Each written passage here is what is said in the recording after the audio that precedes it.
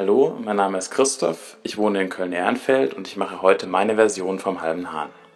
Für die Käsecreme erhitze ich Milch zusammen mit Agar-Agar. Das ist ein Verdickungsmittel, das aus Algen hergestellt wird. Wenn das Ganze aufgekocht ist, rühre ich den Käse darunter und lasse das dann erkalten. Und wenn man das püriert, wird das eine ganz schöne, leckere Käsecreme. Für den Käsechip lege ich einfach 2 Scheiben Käse in eine beschichtete Pfanne und warte, bis der Käse erst geschmolzen ist und dann langsam anfängt knusprig zu werden. Und dann wende ich den Käsechip, dass er von der anderen Seite auch knusprig wird, und lege ihn dann zum Entfetten auf ein Stück Küchenpapier. Und wenn er dann kalt ist, kann man den einfach zerbrechen wie so ein Chip. Auf dem Teller sind auch einige eingelegte Komponenten. Dafür mache ich eine Lake, die besteht aus Weißweinessig, Wasser, Zucker und Salz. Das erhitze ich kurz, damit sich Salz und Zucker lösen. Und da werden dann die verschiedenen Komponenten eingelegt. Die Gurken hobel ich fein auf einer Mandoline, sodass es ganz feine Streifen werden. Zu der Lake gebe ich noch Koriandersamen und die roten Zwiebeln, die schäle ich, halbiere sie und hobel sie dann auf der Mandoline ebenfalls sehr dünn und lege sie dann auch in die Lake rein. Zu den roten Zwiebeln kommt noch ein bisschen Kreuzkümmel.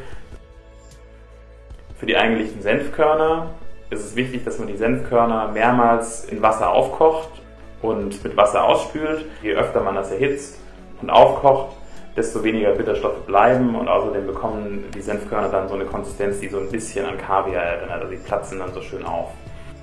Ich nehme Roggenbrötchen, das schäle ich, aber die Schale wird nicht weggeworfen, sondern die Schale trockne ich ein bisschen im Ofen aus und zerbrösel die dann und brate die dann eben in Butter in der Pfanne mit ein bisschen Salz knusprig aus. Die geschälten Roggenbrötchen bade ich dann in einer Masse aus Kölsch, Ei, Senf, Salz und Zucker, also so ähnlich wie mit French Toast, und brate die dann auch in Butter von allen Seiten goldbraun an.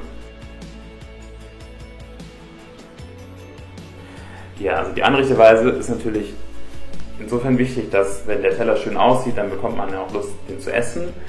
Und ich gehe in meiner Freizeit auch gerne gut essen, und ich glaube, wenn man öfter in guten Restaurants gegessen hat, bekommt man auch ein Auge dafür, wie man Zutaten anrichten kann, dass sie schön aussehen, ohne dass es jetzt zwangsläufig irgendwie gekünstelt oder unnatürlich aussieht.